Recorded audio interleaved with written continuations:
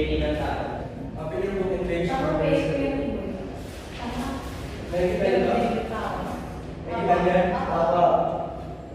Nakikita ko din. Kasalanan mo. Yes. Nakulay ko siya ng tama.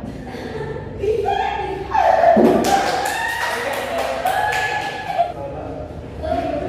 na nagpagkasa.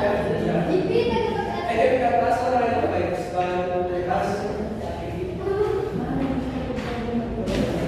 Parang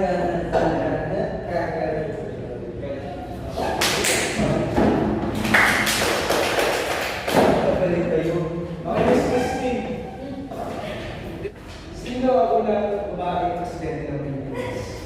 Hindi naman ka. Ayun na. Salina ka. Di ba naman kung diyan?